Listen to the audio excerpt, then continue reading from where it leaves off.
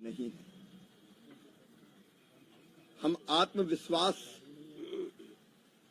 से देश के हित में निर्णय लेते हैं। हम सौदेबाजी नहीं, लेकिन संतुलित रणनीति अपनाकर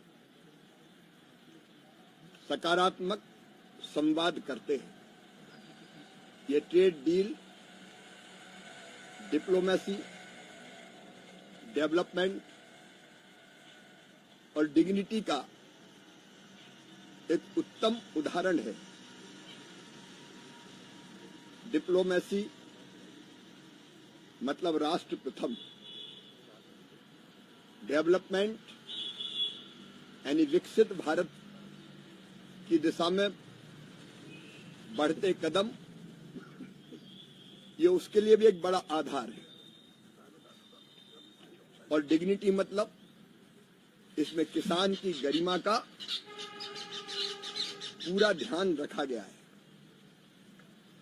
कृषि मंत्री के नाते मुझे कहते हुए ये प्रसन्नता है कि जितनी चिंता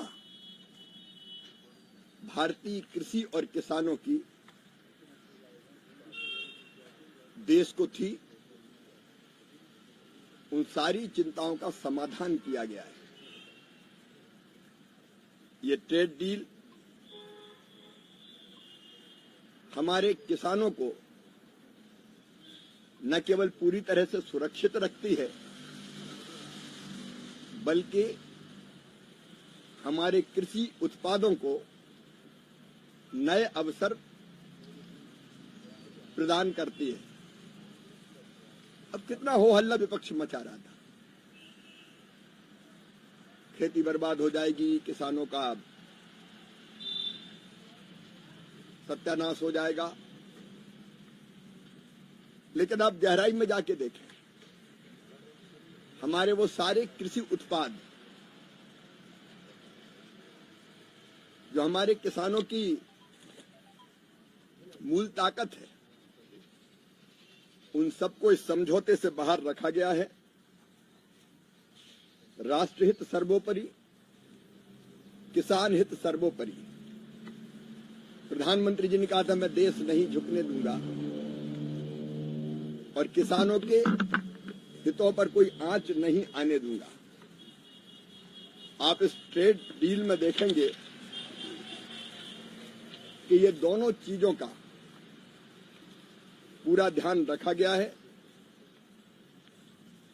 बरसों तक कांग्रेस ने इस देश पर शासन किया, यूपीए ने भी 10 साल किया,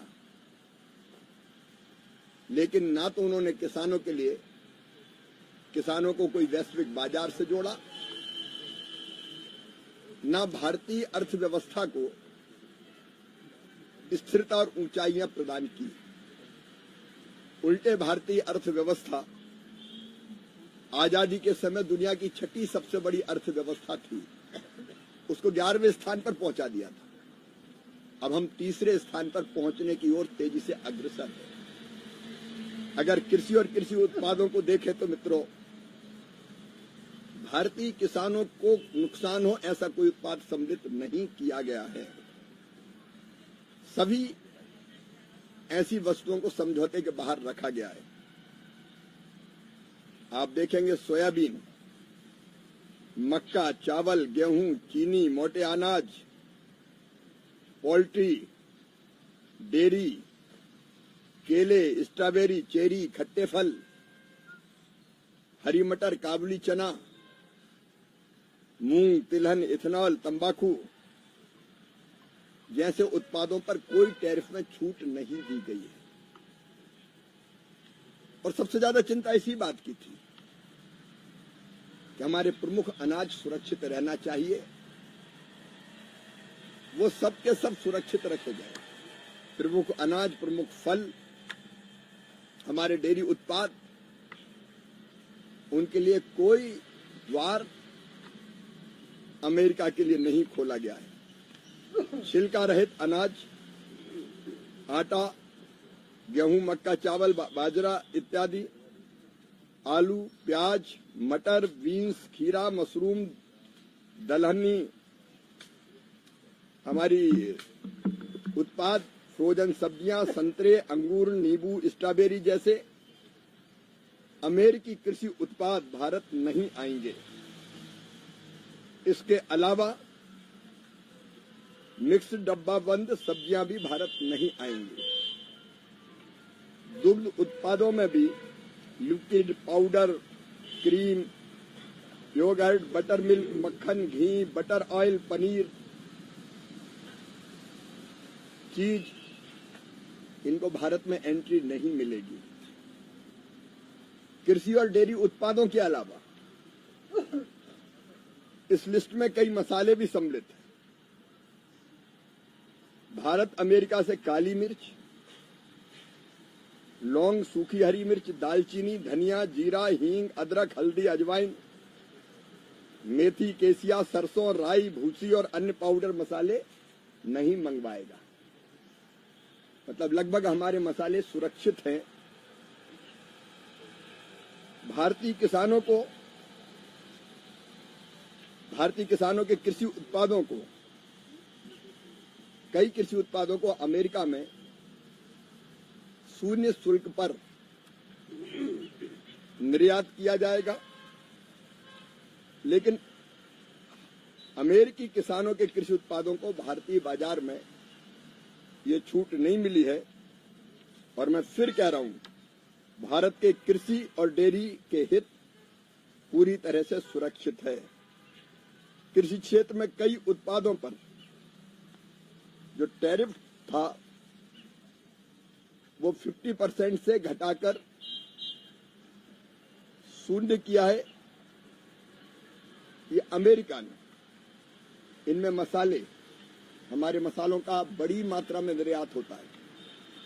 चाय, कॉफी, नारियल का तेल, सुपारी, काजू, वनस्पति मोम, एवोकाडो, केला, अमरूद, आम, कीवी, पपीता, अनानास, मशरूम, जौ जैसे कुछ अनाज भी ये सम्मिलित है। मित्रों, अभी 2024-25 में 4.45 बिलियन अमेरिकी डॉलर तक पहुंचने के साथ वैश्विक निर्यातक के रूप में अपनी मजबूत स्थिति बनाए रखी है। और मसाला निर्यात में हमारे 88% पहले वृद्धि हुई है। अब हमारे मसालों को भी नया बाजार मिलेगा। मित्रों, इस पूरे समझौतों को अगर आप देखें, मसालों और बाकी कृषि उत्पादों के मामले में, विशेषकर मसालों के मामले में, दुनिया भर के 200 स्थानों पर हमने मसाले और मसालों के उत्पाद निर्यात किए हैं। और मैं फिर कह रहा हूं कि इनको भारतीय कृषि बाजार में अगर ऐसा कोई उत्पाद आता है तो उनको टैरिफ देना पड़ेगा। हमारे किसानों को इससे पूरी छूट प्राप्त है। इस समझौते से भारतीय किसान, महिलाएं और विशेषकर युवाओं के सपनों को ऊंची उड़ान भरने के लिए नए पंख मिले हैं। हमारे ऐसे सेक्टर, अब मैं जैसे टेक्सटाइल की बात करूंगा, हमारे जो प्रतिस्पर्धी देश है उनके मुकाबले अब टैरिफ हमारा काफी कम है, 18%।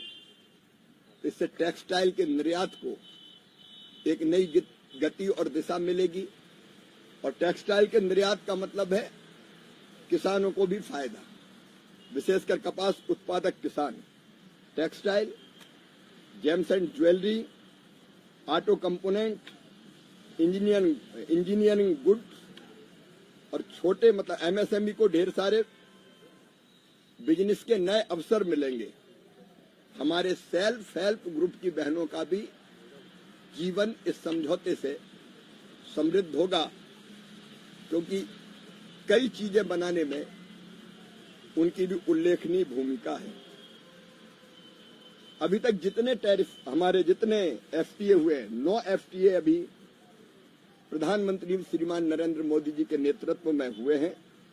अमेरिका के अलावा आप जानते हैं यूएई के 27 देश, ओमान, न्यूजीलैंड, यूके से एफटीए हो चुका है और बाकी देशों से भी बात चल रही है।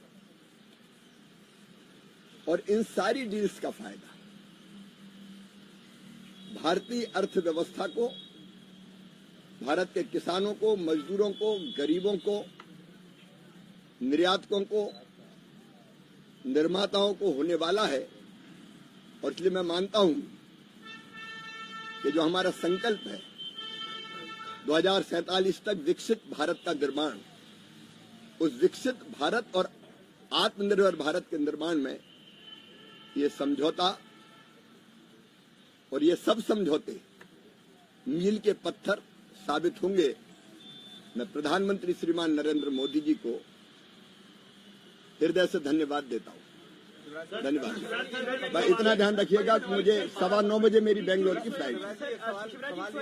सोयाबीन प्रदेश है, सोयाबीन के लिए नहीं खोला लेकिन डीडीजीएस के लिए खोला है, तो खास करके मध्य प्रदेश के किसान इस संदर्भ में इस फैसले को कैसे देखें? उनके हित में मैं फिर कह रहा हूं, उनके हित पूरी तरह सुरक्षित है। पहले 25% मुझे 8:45 बजे निकलना होगा, नहीं तो पहले ट्रम्प ने 25% किया टैरिफ, फिर 50 किया, फिर 18 किया है। जब 25% हुआ था उससे पहले कृषि उत्पाद और डेयरी उत्पादों पर कितना टैरिफ था और अब कितना किया है अमेरिका में? पीयूष जी ने सारी बात साफ की है। मूल चीजें जो जरूरी थी मैंने आपके सामने। सर, क्या विपक्ष भ्रम फैला रहा है, आप ये कहना चाहते हैं इसको लेकर? क्योंकि 12 तारीख को विपक्ष तो वेंटिलेटर पे चला गया। उसको लगता था पहले कि हंगामा हो जाएगा, घेरने का मौका मिलेगा। सही बात यह है कि उनको राष्ट्र हितों से कोई लेना देना नहीं है। मोदी विरोध चाहिए और मोदी जी का विरोध करते करते कई बार वो देश का विरोध करने लगते हैं।